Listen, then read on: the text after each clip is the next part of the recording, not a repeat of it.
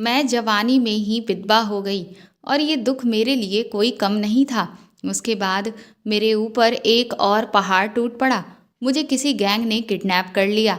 वह लोग मुझे रोज नशा देते थे और मेरे साथ उस गैंग के लोग रोज दिन भर में कई बार।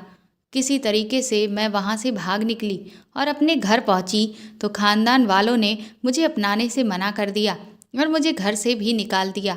घर से निकलने के बाद एक दिन जब मैं सड़क पर जा रही थी तो एक गाड़ी वाले ने मुझे अपने साथ बिठा लिया और जब मैंने उसका चेहरा ध्यान से देखा तो मेरे पैरों तले ज़मीन निकल गई, क्योंकि ये वही आदमी था जिसने मेरे साथ। मेरा नाम कंचन है। मैं अपने माता पिता की इकलौती बेटी थी और उनकी बहुत लाडली भी। इसीलिए मेरे ऊपर कभी भी किसी भी बात की कोई पाबंदी नहीं थी। जो मैं कहती थी मेरे पास मेरे माता पिता वही करते थे। मैंने ग्रेजुएशन कंप्लीट कर लिया था। उसके बाद मैंने पढ़ाई छोड़ दी। मेरे पिता बहुत अमीर थे। हमारे पास पैसे और जायदाद की कोई कमी नहीं थी। मेरे पिताजी को औषधियों का अच्छा ज्ञान था, जिससे वो लोगों का छोटा मोटा इलाज कर दिया करते थे और उन्होंने मुझे भी बहुत कुछ सिखा दिया था। मेरे पिताजी की एक बहन थी जो हमारे ही मोहल्ले में अपने परिवार के साथ रहती थी। मेरे पिता के जीजा जी यानी फूफा जी मेरे पिता के हिस्से की जायदाद भी लेना चाहते थे। वह मेरे पिताजी से कहते थे कि तुम अपनी इतनी जायदाद का क्या करोगे? तुम्हारी बेटी तो ससुराल चली जाएगी। तुम्हारे पास कोई बेटा भी नहीं है जो तुम्हारी जायदाद संभाल सके। इसीलिए तुम अपना सब कुछ अपनी बहन के नाम कर दो। अपने बचपन से ही मैं अपने खानदान में ये झगड़ा देखती हुई आ रही थी। मेरे पिताजी किसी भी हाल में अपनी जायदाद बुआ को देने के लिए राजी नहीं थे। मेरे पिताजी अपनी सारी जायदाद मेरे नाम करना चाहते थे, क्योंकि मैं उनकी इकलौती औलाद थी। अचानक से मेरे फूफा जी का रवैया हमारे साथ बहुत अच्छा हो गया। कुछ दिनों के बाद पता चला कि वह अपने बेटे की शादी मुझसे करवाना चाहते हैं। इसीलिए वह हमारे साथ इतने अच्छे से पेश आ रहे हैं। वह चाहते थे कि मेरी शादी उनके बेटे के साथ हो जाए, ताकि हमारी सारी जायदाद खुद ब खुद उनके नाम हो जाए। लेकिन मेरे पिताजी इस रिश्ते के लिए राजी नहीं थे। मेरी माँ को ये रिश्ता बिल्कुल भी पसंद नहीं था। मुझे भी अपना कज़िन बिल्कुल पसंद नहीं था, क्योंकि वह पहले से ही शादीशुदा था। उसकी गलत हरकतों की वजह से उसकी बीवी उसे छोड़कर जा चुकी थी। उसकी गलत हरकतों के चर्चे पूरे मोहल्ले में मशहूर थे। कोई भी अपनी लड़की उसे देने के लिए तैयार नहीं था। इसीलिए मेरे फूफा जी चाहते थे कि उसकी शादी मेरे साथ हो जाए, ताकि उनके दोनों काम हल हो जाएं। उन्हें हमारी जायदाद भी मिल जाती और वह मेरे पिताजी को जब चाहते तब बेइज्जत कर देते। लेकिन मेरे पिताजी ने भी फैसला कर लिया था कि मैं अपनी इकलौती और चहेती बेटी को इन लोगों के हवाले नहीं करूँगा, चाहे जो भी हो जाए। एक दिन मैं मार्केट से वापस आ रही थी कि तभी मेरे पास एक गाड़ी आकर रुकी। उसमें जो आदमी बैठा था वह मुझसे एड्रेस पूछने लगा। मैं उसे एड्रेस बता रही थी कि किसी ने मेरे पीछे से मेरे मुंह पर एक कपड़ा रख दिया, जिससे मैं बेहोश हो गई। जब मेरी आंख खुली तो मैं एक बंद कमरे में थी।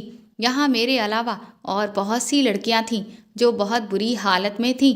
उन्हें देखते ही मैं समझ गई कि मैं किसी गलत जगह पर पहुँच चुकी हूँ। यहाँ कुछ बच्चे भी थे जिन्हें स्मगलिंग की ट्रेनिंग दी जा रही थी। यहाँ पर लड़कियों से ज़बरदस्ती गलत काम करवाया जा रहा था। पुलिस भी इन लोगों के साथ मिली हुई थी। मैंने उन लड़कियों से पूछा कि तुम यहाँ कैसे आईं, तो उन्होंने बताया कि ये लोग हमें किडनैप करके लाए हैं और अब ये हमसे गलत काम करवाएंगे। हो सकता है ये हमें किसी कोठे पर नाचने के लिए बेच दें या फिर हमें दूसरे देश में बेच दें। मुझे यहाँ पर बहुत डर लग रहा था। मैं डर की वजह से कांप रही थी और सोच रही थी कि पता नहीं मेरे माता पिता का क्या हाल हो रहा होगा। पता नहीं वह मुझे कहाँ कहाँ ढूंढ रहे होंगे और मेरे लिए कितने परेशान होंगे। मैं भगवान से प्रार्थना कर रही थी कि मुझे यहाँ से जल्दी से आज़ादी मिल जाए, ताकि मैं अपने माता पिता के पास जा सकूं। यहाँ सब लड़कियाँ रो रही थीं, चिल्ला रही थीं। यहाँ छोटे बच्चे भी थे। उनमें से एक बच्चा बहुत ज़्यादा रो रहा था और दीवार को ऐसे खोद रहा था जैसे उसे यहाँ से निकलने का रास्ता मिल जाएगा। मैं उस बच्चे के पास गई, उससे पूछा कि तुम यहाँ कैसे पहुँचे? तो वह बच्चा मेरे गले से लगकर और ज़्यादा रोने लगा। वह छोटा सा मासूम सा बच्चा था। मैं सोच रही थी कि अगर इन लोगों को इस छोटे से बच्चे पर रहम नहीं आया तो ये लोग मेरे साथ क्या करेंगे। इतने में वहाँ कुछ लोग आए, उनके हाथ में हथियार थे। वह सब कहने लगे कि चलो, तुम्हारे यहाँ से जाने का समय आ गया है। वहाँ से हम शायद जंगल की किसी जेल में गए थे। अब हम लोगों को कहीं और शिफ्ट किया जा रहा था। उनमें से मुझे किसी ने बताया कि ये लोग बहुत ही खतरनाक हैं और बिना सोचे समझे ये किसी को भी मार देते हैं और पुलिस भी इनके साथ ही मिली हुई है। वह भी उनसे कुछ नहीं कहती है। ये लोग तो खुद पुलिस वालों को भी मार देते हैं। ये इंसान की शक्ल में जानवर हैं। फिर हमें वहाँ से कहीं और शिफ्ट कर दिया गया और हम में से कुछ लड़कियों और बच्चों को कहीं और भेज दिया गया। वहाँ एक लड़की थी, वह उनकी बात मानने से मना कर रही थी। उन लोगों ने उसे बहुत बेदर्दी से खत्म कर दिया। वह वहीं मेरी आंखों के सामने तड़प तड़प कर मर गई, लेकिन मैं उसके लिए कुछ भी नहीं कर सकी। ये लोग बहुत ज़्यादा खतरनाक थे। यहाँ हम ऐसी जगह पर गए थे जहाँ से हमें न सूरज देखने को मिलता था न चांद। कब दिन निकलता कब रात हो जाती हमें कुछ पता ही नहीं चलता था। कभी कभी कुछ थोड़ा बहुत खाने को दे दिया करते थे। यहाँ सब लोग रोते रहते, गुहार लगाते रहते, लेकिन इन लोगों पर कोई असर नहीं होता था। मुझे यहाँ बहुत डर लग रहा था, लेकिन यहाँ से भागने का कोई रास्ता नहीं था। वहाँ पर एक लड़का था जो जिस जगह पर हम लोगों को रखा जाता था वहाँ गश्त लगाने के लिए आता था। एक दिन जब मुझे बहुत प्यास लगी हुई थी और मैं प्यास से बुरी तरह से तड़प रही थी, तो मैं उसके बाद उसके आगे हाथ पैर जोड़े और फिर उसने मुझे तुरंत ही पानी लाकर पिलाया। मुझे यहाँ आए हुए तकरीबन 2 महीने हो चुके थे, लेकिन इतने दिनों में पहली बार वहाँ मुझे कोई ऐसा मिला था जिसने मुझ पर रहम खाया था। उस दिन के बाद से मेरी उस लड़के से कभी कभार बातचीत हो जाया करती थी। उसने मुझसे मेरा नाम और मेरा एड्रेस वगैरह पूछा। मैंने उसे अपने बारे में सब कुछ बता दिया, यहाँ तक कि अपने माँ बाप के बारे में भी मैंने उसे सब बताया। मैं उसके आगे बार बार हाथ जोड़कर कहती कि वह मुझे यहाँ से कैसे भी करके निकाल दे, लेकिन मेरी इस बात पर वह मुझे कोई भी जवाब नहीं देता। एक दिन पूरे गैंग के लोगों पर दूसरे गैंग के लोगों ने हमला कर दिया, जिसमें वह लड़का जो मुझसे बात कर लिया करता था उसके चोट आ गई। लेकिन उस वक्त उन लोगों को कहीं पर भी कोई भी डॉक्टर नहीं मिल रहा था। जब मुझे पता चला कि मेरी जिससे दोस्ती है उसकी जान पर बन आई है तो मुझसे रहा नहीं गया और मैंने उन लोगों से कहा कि वो लोग मुझे उसके पास लेकर चलें, क्योंकि मैं उसका इलाज कर दूंगी। इसके बाद तकरीबन 1 हफ्ते तक मैं उसके साथ ही उसके कमरे में रही और उसकी पूरी सेवा और लगन से उसका इलाज किया और वह बहुत जल्द ही ठीक हो गया। इस बीच मुझे ये एहसास हो गया था कि मैं इस लड़के से प्यार करने लगी हूँ, लेकिन क्योंकि मुझे पता था कि शायद वह मुझसे प्यार नहीं करेगा, इसी वजह से मैंने उससे कुछ भी नहीं कहा। उसका नाम नमन था। एक दिन जब वह मुझसे बात करने के लिए आया तो मैं उससे बात करते करते रो पड़ी। मैंने उसे कहा कि मुझे अपने माता पिता की बहुत याद आती है। पता नहीं कि वह किस हाल में होंगे। वह मुझसे बहुत प्यार करते थे। पता नहीं वह मेरे बगैर जिंदा होंगे भी या नहीं। उसने मुझे दिलासा दिया कि वह मुझे यहाँ से निकाल कर ही रहेगा। वह कहने लगा कि अब मैं इन लोगों का भरोसा जीत लिया है और इसी वजह से अब मैं तुमसे ये वादा कर रहा हूँ कि तुम्हें मैं यहाँ से आज़ादी हर हाल में दिलाऊंगा। अब सिर्फ एक वही था जिस पर मुझे भरोसा था, जिससे बात करके मुझे लगता था कि मैं यहाँ से बचकर निकल जाऊंगी, लेकिन उस लड़के को किसी ने पुलिस के हवाले कर दिया। शायद उन लोगों को पता चल गया था कि वह मुझे यहाँ से निकालने वाला है। जो आदमी हमारी निगरानी करता था, एक दिन उसने बहुत ज़्यादा शराब पी ली थी और वह शराब के नशे में बेहोश हो गया। आसपास वहाँ कोई मौजूद नहीं था, तो हमने इस मौके का फ़ायदा उठाया और वहाँ से भागना शुरू कर दिया। कोई किसी की मदद के लिए तैयार ही नहीं था। सब लोग यही सोच रहे थे कि हमें यहाँ से आज़ादी मिल जाए, क्योंकि यहाँ की ज़िंदगी नरक से कम नहीं थी। इतने में वहाँ के लोगों को पता चल गया और उन्होंने हम पर गोलियां चलानी शुरू कर दी। कुछ लोगों को गोली लगी और कुछ जख्मी हो गए। मुझे भी गोली छू कर निकल गई थी, लेकिन मुझे उस समय सिर्फ वहाँ से निकलना था। अगर मैं यहाँ रह जाती तो हो सकता है कि ज़िंदगी भर यहाँ से कभी नहीं निकलती। इसीलिए मैंने बिना तकलीफ देखे यहाँ से भागना शुरू कर दिया। वह एक सुनसान सा घना जंगल था। मैं उस जंगल में बिना थके बिना रुके भागती रही। बहुत मुश्किल से मैं सड़क पर पहुंची तो मुझे कमज़ोरी ने घेर लिया। मैं बिना कुछ खाए पिए सड़क पर भागे जा रही थी। मुझे थकान और कमजोरी से चक्कर आने लगे और मैं वहीं पर बेहोश होकर गिर गई। जब मेरी आंख खुली तो मैं एक अस्पताल में थी। होश में आते ही मेरे पास पुलिस आ गई और मुझसे सवाल जवाब शुरू कर दिए, लेकिन मैं इस हालत में नहीं थी कि उन्हें कुछ बता सकूं। फिर मैंने सोचा कि कहीं ये लोग उस गैंग से मिले हुए ना हो, कहीं ये दोबारा मुझे इस नर्क में ना पहुंचा दे। इसीलिए मैं खामोश रही और मैंने पुलिस को कुछ भी नहीं बताया। उन्होंने मुझे मेरे घर का एड्रेस पूछा और मेरे घर वालों को इन्फॉर्म कर दिया। कुछ देर के बाद मेरी माँ वहाँ आ गई। जब मेरी माँ ने मुझे देखा तो वह कुछ देर मुझे देखती रही। उसे अपनी आंखों पर यकीन नहीं हुआ कि मैं उसके सामने हूँ। उन्होंने रोना शुरू कर दिया। वह मुझे गले से लगाकर बहुत रोईं। मैंने उनसे पूछा कि माँ, पिताजी कहाँ हैं? आपके साथ वह क्यों नहीं आए? क्या वह मुझसे नाराज हैं? मुझसे मिलना नहीं चाहते? तब माँ ने मुझे बताया कि तुम्हारे जाने के बाद तो लोगों ने तुम्हारे पिता का जीना दुश्वार कर दिया था।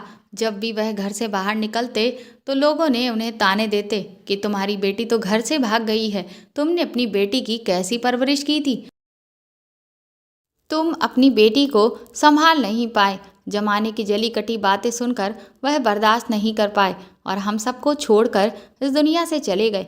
ये बात सुनकर मैं सदमे में आ गई और माँ के गले लगकर बहुत रोई। मेरी माँ अभी मेरी हालत और बदनसीबी पर रोती जा रही थी।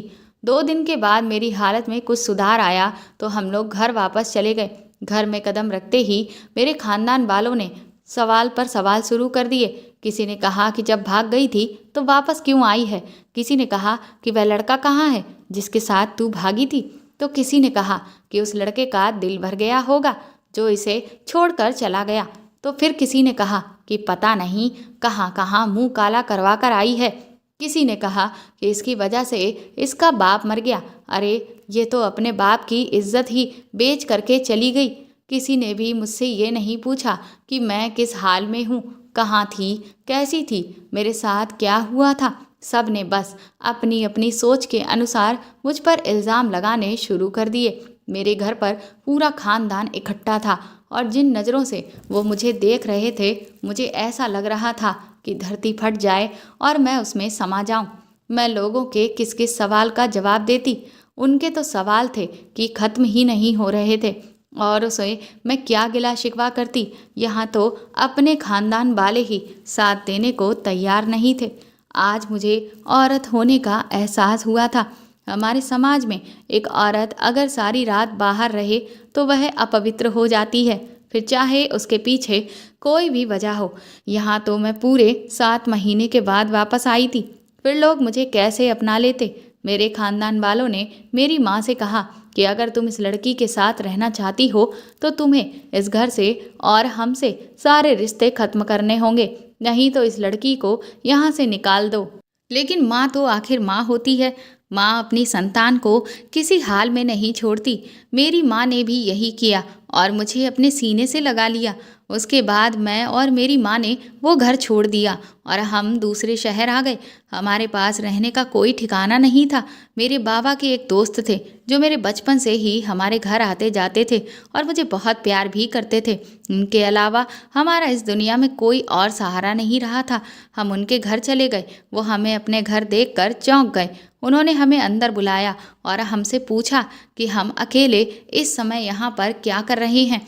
हमने उन्हें पूरी बात बताई तो वो हमें अपने घर में रखने को तैयार हो गए। हम बैठकर बातें ही कर रहे थे कि वहाँ अचानक एक लड़का आ गया जो कि बच्चों वाली हरकतें करने लगा।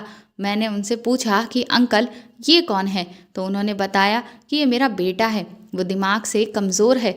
उन्होंने बताया कि ये पहले ऐसा नहीं था, एक एक्सीडेंट में इसके दिमाग पर चोट लग गई थी, तब से ही ये ऐसा हो गया है। उनका बेटा 30 साल का था, लेकिन वह बिल्कुल 10 साल के बच्चों की तरह हरकतें करता था। उन्होंने बहुत डॉक्टरों को दिखाया, बहुत इलाज करने की कोशिश की, लेकिन फिर भी उसका कोई इलाज नहीं हो पाया। डॉक्टर ने भी उसका इलाज करने से मना कर दिया। अब हम उनके घर रहने लगे। उनका बेटा, जिसका नाम अमित था, वह सारा दिन बच्चों वाली हरकतें करता रहता। वह खेलने के लिए खिलौने मांगता या फिर अपने पिता से जिद करता कि वह उसे बाहर घुमाने के लिए लेकर जाएं। अब वह मेरे साथ भी खेलने लगा था।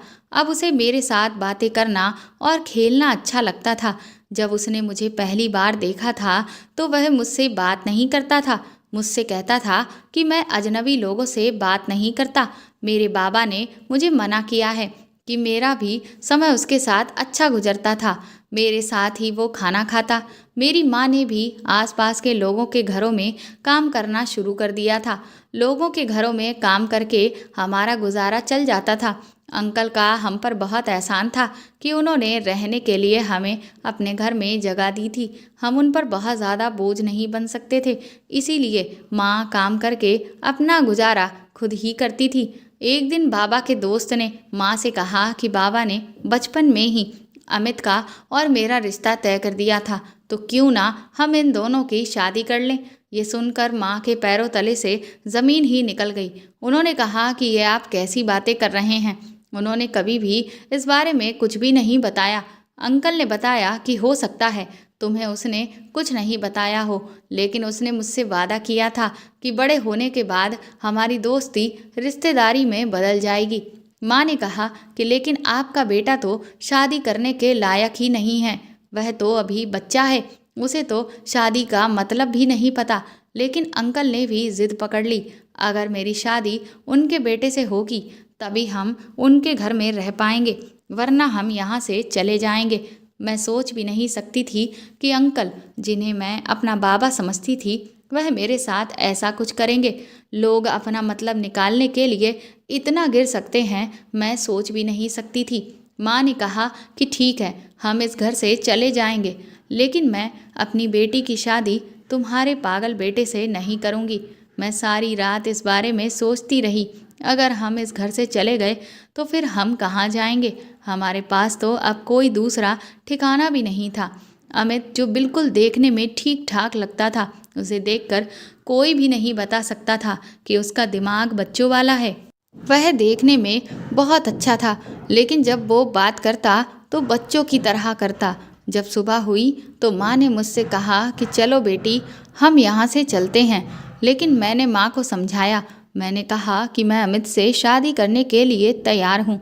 अगर मैं अमित से शादी कर लेती हूँ तो कम से कम हमारे सर से छत तो नहीं जाएगी। वैसे भी मुझसे कौन शादी करेगा। हमारे खानदान वालों ने भी हमें निकाल दिया है, और कोई भी लड़का जब मेरे अतीत के बारे में जानेगा तो वह मुझसे शादी के लिए इनकार ही कर देगा। इससे बेहतर है कि मैं अमित से शादी कर लूँ। मेरी माँ मेरी बात सुनकर रोने लगी, कहने लगी कि मेरी बेटी कितनी बदनसीब है। वो उस समय को कोसने लगी जब मैं किडनैप हुई थी। कहने लगी कि कीड़े पड़े उन लोगों को जिसने मेरे साथ ये सब किया और मेरी ज़िंदगी बर्बाद कर दी। अमित मेरे पास आया और मुझसे कहने लगा कि कंचन, मुझे तुम्हारे हाथ का खाना खाना है। मैंने उसे खाना बना कर दिया तो उसने मुझसे कहा कि मैं बहुत अच्छा खाना बनाती हूँ और मैं यहाँ से कभी ना जाऊँ, हमेशा उसके लिए ऐसे ही खाना बनाकर उसे खिलाती रहूं। फिर कुछ दिनों के बाद मेरी और अमित की शादी हो गई, लेकिन माँ मेरी शादी में मौजूद नहीं थी। वो तो बेचारी कमरे में बैठकर मेरी बदनसीबी पर रो रही थी। शादी के बाद अमित की सारी जिम्मेदारी मुझ पर ही आ गई थी। मैं उसे सारा दिन ऐसे ही संभालती जैसे बच्चों को संभालती। वह मुझे रोज़ कोई ना कोई ज़िद करता रहता, मुझसे उसकी हर ज़िद को पूरा करना पड़ता। अब अंकल भी मुझसे बहुत खुश रहते थे। मैं दिन रात भगवान से यही प्रार्थना करती रहती कि मेरा पति ठीक हो जाए। भला मेरे लिए इससे ज़्यादा खुशी की बात और क्या होती कि अमित का दिमाग ठीक हो जाए। वो पहले की तरह हो जाए। मैं रोज़ मंदिर जाती और भगवान से यही प्रार्थना करती कि शायद भगवान ने मेरी प्रार्थना सुननी शुरू कर दी थी। अमित पहले से बेहतर होता जा रहा था। मैंने उसे डॉक्टर को दिखाया और उसका सारा इलाज दोबारा शुरू कर दिया। डॉक्टर ने भी अपनी तरफ से पूरी उम्मीद दिलाई। अब मैं अमित का और ज़्यादा ख्याल रखती। जैसे जैसे डॉक्टर बताते वैसे वैसे मैं करती जाती। अमित की हालत दिन ब दिन अच्छी होती जा रही थी। अब वह किसी भी चीज़ के लिए ज़िद भी नहीं करता था। लेकिन अमित जैसे जैसे ठीक हो रहा था, पता नहीं क्यों वह मुझसे दूर होता जा रहा था। ना तो वह मेरे पास बैठता था और ना ही मेरे हाथ का खाना खाता था। अमित के ठीक होने पर मेरी एक उम्मीद जगी थी, लेकिन मेरी किस्मत को मेरा खुश रहना मंजूर नहीं था। मेरी किस्मत में खुशी लिखी ही नहीं है। और कुछ दिन बाद पता चला कि मेरी माँ को कैंसर हो गया है। मैंने उसका बहुत इलाज करवाया। वो सारा दिन बीमार पड़ी रहती थी। हमारे पास जो भी पैसे थे वह माँ के इलाज में ही लग चुके थे। अब मेरे पास माँ का इलाज करने के लिए पैसे भी नहीं थे और अंकल ने भी मुझे पैसे देने से मना कर दिया था। और मेरे पास सरकारी अस्पताल जाने के अलावा अब और कोई भी रास्ता नहीं बचा था। मैंने अपनी माँ को एक सरकारी अस्पताल में भर्ती करवा दिया। वहाँ 2 महीने तक उनका इलाज चलता रहा। मैं ज़िंदगी से थक चुकी थी। सारी सारी रात मैं अपनी माँ के पास बैठी रहती और प्रार्थना करती रहती कि मेरी माँ मेरी आखिरी सहारा है। हे भगवान, तुम उनको मुझसे मत छीनना। लेकिन भगवान ने मेरी कभी नहीं सुनी, तो आज कैसे सुन लेता। एक दिन मेरी माँ मुझे छोड़कर चली गई। इस बीच अमित की हालत में भी बहुत सुधार आ गया था। लेकिन अब अमित मुझे अपने साथ रखने के लिए तैयार ही नहीं था। पहले मेरे बाबा मुझे छोड़कर चले गए, अब मेरी माँ। मेरे पास सिर्फ अमित का सहारा बचा था, लेकिन उसने भी मुझे धुतकार दिया। अब मेरे पास जीने के लिए कोई वजह बाकी नहीं रही थी। मैं जीती तो किसके लिए जीती। कोई रिश्ता मेरे लिए अब बाकी नहीं रहा था। मैंने सोचा था कि अमित के ठीक होने के बाद हम हंसी खुशी रहेंगे, लेकिन उसने भी मेरा साथ छोड़ दिया था। अमित से शादी करने के बाद भी हम कभी साथ नहीं थे। एक पत्नी को जो अपने पति से मोहब्बत और सम्मान मिलना चाहिए वह मुझे कभी नहीं मिला था। लेकिन फिर भी मैंने खुशी खुशी अमित के साथ वो रिश्ता निभाया। सोचा अमित के ठीक होने के बाद शायद मुझे वह सब कुछ मिले जो एक पत्नी का हक होता है। लेकिन मेरी किस्मत को तो कुछ और ही मंजूर था। अमित ने बिल्कुल ही मेरी तरफ देखना बंद कर दिया था। समय ऐसे ही बीतता जा रहा था। एक दिन मुझे पता चला कि मैं माँ बनने वाली हूँ। दुनिया की हर औरत को इसी खुशी का इंतज़ार होता है, लेकिन मैं बदनसीब इस खबर के बाद समझ ही नहीं पा रही थी कि मैं खुश हूँ या फिर दुखी हूँ। मेरे पास दुनिया में कोई भी ऐसा रिश्ता नहीं बाकी था जहाँ मैं नहीं चाहती थी कि मेरी तरह मेरी संतान भी इस दुनिया में बदकिस्मती के साथ पैदा हो।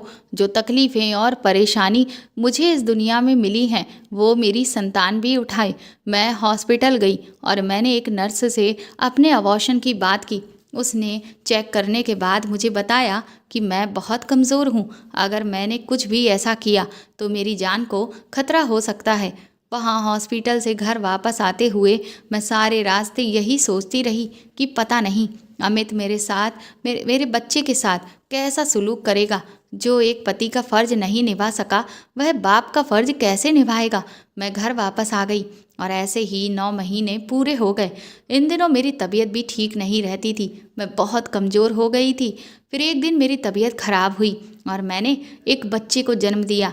अपने बच्चे का मुंह देखकर मेरे अंदर ममता जाग गई। मैंने उसे सीने से लगा लिया और मैं अपने आप से सवाल करने लगी कि मैं कैसी माँ थी जो अपने बच्चे को ही मारना चाहती थी। आज मुझे माँ होने का एहसास हुआ था। माँ और बच्चे का रिश्ता कितना खास होता है। मैं अपनी सोच पर शर्मिंदा हो रही थी और भगवान से माफ़ी मांग रही थी। एक पल में ही मेरी ज़िंदगी बदल गई। अमित का बर्ताव अभी मेरे बेटे के साथ अच्छा था। वो भले ही मेरी तरफ नहीं देखते थे, मुझसे बात नहीं करते थे, लेकिन वह अपने बच्चे के साथ अच्छे से रहते थे। मेरे लिए यही बहुत था कि मेरी औलाद को प्यार मिल रहा था। मेरा सारा दिन बच्चे के काम में गुजर जाता था। अब मैं थोड़ी खुश रहने लगी थी। मुझे भी लगा था कि भगवान ने मेरी ज़िंदगी में खुशी लिखी है। मेरा भी खुशियों पर कुछ हक है। और मेरा बेटा, जिसका नाम मैंने अंश रखा था, इतना बड़ा हो गया था कि वह मुझे माँ कहकर पुकारता था, जिससे मुझे बहुत खुशी होती थी। मेरी ज़िंदगी में भी कोई ख़ास रिश्ता आ गया था जिससे मुझसे कोई जुदा नहीं कर सकता था। एक दिन जब अमित घर से काम के लिए निकले तो वह वापस ही नहीं आए। मैं उनका इंतज़ार कर रही थी कि मोहल्ले में एक आदमी ने आकर मुझे बताया कि अमित का तो एक्सीडेंट हो गया है और वह अब इस दुनिया में नहीं रहे। ये खबर सुनकर मेरे सर पर आसमान ही टूट पड़ा था। मैं, जो अब थोड़ी बहुत खुश रहने लगी थी, फिर से मुझे मेरी बदकिस्मती ने घेर लिया था। मैं फिर से अकेली हो गई थी। अमित भले ही मुझसे बात नहीं करते थे, लेकिन वह मेरे बेटे से बहुत प्यार करते थे, उनका हर तरीके से ख्याल रखते थे। मेरे पास कोई सहारा नहीं था। यही सोचकर मैं सारी सारी रात जागती रहती। घर में जो पैसे थे वह भी खत्म हो गए थे। अब मेरे पास अपने बच्चे को दूध पिलाने तक के पैसे नहीं थे। मेरा बच्चा भूख से रोता रहता, लेकिन मेरे पास उसे कुछ खिलाने के लिए नहीं होता। एक माँ तो भूखी रह सकती है, लेकिन अपने बच्चे को भूखा नहीं रख सकती। मैंने घरों में साफ सफाई का काम करना शुरू कर दिया और मुझे वहाँ से जो कुछ भी मिलता मैं अपने बच्चे के लिए खाने पीने का सामान लेकर आती और उसे खिलाती। लेकिन उस घर में जो आदमी था, उसकी नज़र मुझ पर ठीक नहीं थी। जब भी मैं काम करने जाती तो वह मुझे घूरता रहता। एक दिन तो हद ही हो गई, उसने मेरे साथ गलत करने की कोशिश की। मैंने ये बात उसके घर वालों को बताई तो उन्होंने उल्टा मुझे ही झूठा साबित करके काम से निकाल दिया। इसी दौरान मेरी एक पड़ोसन मेरे घर आई और मुझसे कहने लगी कि मैं सिलाई सेंटर में सिलाई करने जाती हूँ, अगर तुम भी वहाँ जाना चाहो तो मेरे साथ चल सकती हो। वहाँ हमारी तनख्वाह बहुत अच्छी है और मालिक भी रहमदिल है, वह ज़रूर तुम्हारी मदद करेंगे। मुझे भी कुछ ना कुछ काम की ज़रूरत थी, इसीलिए उसके साथ जाने की मैंने हामी भर दी। अगले दिन मैं उस औरत के साथ सेंटर चली गई। वहाँ जो उसका मालिक था तो वो तो उस वक्त नहीं था, लेकिन उसका सेक्रेटरी था जिसने मुझे काम पर रख लिया था। मैंने काम करना शुरू कर दिया, लेकिन वहाँ पर मैं अपना चेहरा हर समय घूंघट से ढके रहती थी, क्योंकि मैं नहीं चाहती थी कि इससे पहले मैं जहाँ काम करती थी और वहाँ जिस आदमी ने मेरे साथ जो करने की कोशिश की, ऐसा ही कुछ अब मेरे साथ दोबारा से दोहराया जाए और किसी की भी मुझ पर गलत नज़र पड़े। इस वजह से मैं हर समय पर्दे में ही रहती। ये एक बहुत बड़ी कपड़ों की फैक्ट्री थी, वहाँ बहुत सारी औरतें काम करती थीं। मुझे यहाँ से अच्छे खासे पैसे मिल जाते थे। अब मैंने अपने बच्चे को स्कूल भेजना भी शुरू कर दिया था। अब ज़िंदगी कुछ बेहतर गुजर रही थी। वहाँ से कपड़े सिलकर बाहर जाते थे। एक दिन जब मैं खाना खाने के लिए स्टोर रूम की तरफ जा रही थी कि तभी मेरी नज़र एक जलते हुए तार पर पड़ी। उसमें शायद अभी के अभी शॉर्ट सर्किट हुआ था। मैंने तुरंत ही चिल्लाना शुरू कर दिया। वहाँ तुरंत ही सिलाई करने वाली औरतें इकट्ठी हो गईं, लेकिन किसी को कुछ समझ में नहीं आ रहा था। उनमें से कुछ लोग बाहर सिक्योरिटी को बुलाने के लिए गए, लेकिन तब तक धीरे धीरे आग बढ़ती ही जा रही थी, जिसे देखकर अफरा तफरी मचने लगी। हर कोई वहाँ से भाग गया, लेकिन मैंने हिम्मत करके आग बुझाने वाला जो यंत्र वहाँ रखा था उसका तुरंत ही इस्तेमाल किया और वक्त रहते ही मैंने उस आग को बुझा दिया, जिससे आग पूरी फैक्ट्री में नहीं फैल पाई। जब सिक्योरिटी गार्ड आया तो मैंने सारी आग को बुझा चुकी थी। इसके बाद तुरंत ही फैक्ट्री के मालिक को ये खबर दी गई और वह भी थोड़ी ही देर में वहाँ आ गए। जब उन्हें पता चला कि मैंने इस घटना को रोने से बचाया है तो वह मेरी बहुत तारीफ करने लगे। उन्होंने मुझे शाबाशी दी और वहाँ पर मौजूद सभी लोगों ने मेरे लिए तालियां बजाईं और मालिक ने यह ऐलान किया कि वह मुझे इनाम के रूप में 1 लाख रुपए देंगे, क्योंकि मैंने एक बहुत बड़ा हादसा होने से बचाया है जिससे मालिक को बहुत बड़ा नुकसान हो सकता था। इसके बाद फैक्ट्री के मालिक हर रोज़ फैक्ट्री में आने लगे और वह मुझे काम करते हुए देखते और मेरी बहुत तारीफ करते। वह बोलते कि तुम बहुत दिल लगाकर काम करती हो। मेरी और उनकी अब अक्सर बातचीत होने लगी थी, लेकिन मैं अभी तक उनका चेहरा नहीं देखा था। क्योंकि मैं हर समय घूंघट में रहती थी और सामने से नज़र उठाकर उनकी तरफ देखने की मेरी हिम्मत नहीं थी। एक दिन उन्होंने मुझसे मेरे बारे में पूछा कि मेरे घर पर कौन कौन है। मैंने उन्हें अपने बेटे के बारे में बताया और अपनी बदकिस्मती की ज़िंदगी के बारे में बताया कि मेरे पति का देहांत हो गया है। उन्होंने ये बात सुनकर बहुत अफसोस जताया। वह एक अच्छे आदमी थे। एक दिन मैंने हिम्मत करके उनसे पूछा कि आपने अभी तक शादी क्यों नहीं की। तो उन्होंने मुझे बताया कि दरअसल वह एक लड़की से मोहब्बत करते थे। मैंने उनसे पूछा कि अब वह लड़की कहाँ है। उन्होंने मुझे बताया कि मैं पहले एक गैंग में था। वह गैंग लड़कियों को पकड़कर उनसे गलत काम करवाती थी और वहीं पर मुझे एक लड़की से मोहब्बत हो गई थी और उस लड़की से मोहब्बत के बाद मैंने सोचा कि मैं सारे गलत काम छोड़ दूंगा। लेकिन इससे पहले कि मुझे पुलिस ने ही अरेस्ट कर लिया था, मैं पुलिस का सरकारी गवाह बन गया और मैंने पुलिस को उस गैंग के बारे में सब कुछ बता दिया। लेकिन जब तक मैं पुलिस को लेकर वहां पहुंचा तब तक तो वहां से सभी लोग निकल चुके थे। वह लड़की भी शायद वहां से भाग गई थी। मैंने उस लड़की को ढूंढने की भी बहुत कोशिश की, यहाँ तक कि मैं उसके घर पर भी गया। उसके घर जाकर मुझे पता चला कि उसके खानदान वालों ने तो उसे निकाल दिया है। उसके बाद मुझे किसी से मोहब्बत नहीं हुई। मेरे पास उस लड़की की फ़ोटो है। कल मैं तुम्हें उसकी फ़ोटो को दिखाऊंगा। दूसरे दिन जब मैं काम पर गई तो मैंने उनसे उस लड़की की फ़ोटो देखने के लिए मांगी। उन्होंने जब मुझे वह फ़ोटो दिखाई तो मेरे तो पैरों तले ज़मीन निकल गई थी, क्योंकि वो तो मेरी ही तस्वीर थी। मैंने कहा कि तुम मुझसे मोहब्बत करते थे। मैंने उसे अपना चेहरा दिखाया तो वह बहुत खुश हुआ और मुझसे कहने लगा कि ये तुम थी कंचन। मुझे तुम्हें देखकर हमेशा अपनेपन का एहसास होता था। मैं भी जब नमन का चेहरा देखा तो मैं हैरान रह गई कि इतने दिनों से नमन मेरे आसपास ही था, लेकिन मैं फिर भी उसे पहचान ही नहीं पाई। एक दिन उन्होंने मुझे शादी के लिए कहा। मैंने कुछ देर सोचा और फिर उसके बाद उनसे शादी के लिए हाँ कह दिया। मैं भी अब अपनी ज़िंदगी से थक चुकी थी। मुझे भी अब किसी सहारे की ज़रूरत थी। नमन मेरा और मेरे बेटे का बहुत ख्याल रखते थे। हमें किसी चीज़ की कोई कमी नहीं होने देते थे। उनसे शादी करने के बाद मेरी ज़िंदगी जैसे बदल गई थी। मेरा बेटा अब उनसे बहुत मोहब्बत करता था। नमन और अंश रोज़ रात को घंटों मेरे बारे में ही बातें करते। नमन सारे दिन की बातें अंश से पूछते। अगर मैंने अंश को डांटा होता तो वो अपने पिता से मेरी शिकायत करने लगता था, और जब नमन मुझे इस बात के लिए डांटते कि मैंने अंश को क्यों डांटा तो अंश उनसे कहता कि मैंने आपको माँ को डांटने के लिए तो नहीं कहा था, और फिर हम लोग खिलखिलाकर हंसने लगते। इसी तरह से हमारी ज़िंदगी बहुत हंसी खुशी गुजर रही थी। एक दिन नमन ने मुझे बताया कि मेरे फूफा ने ही मुझे किडनैप करवाया था। मैं सोच भी नहीं सकती थी कि लालच में लोग अपनों के साथ ही इतना गलत कर सकते हैं। अब मैं पूरी तरीके से अपना अतीत भूल चुकी थी। हो सकता है भगवान ने मुझे इसीलिए इतनी तकलीफ़ें दी हों कि मुझे आज का दिन दिखा सकें।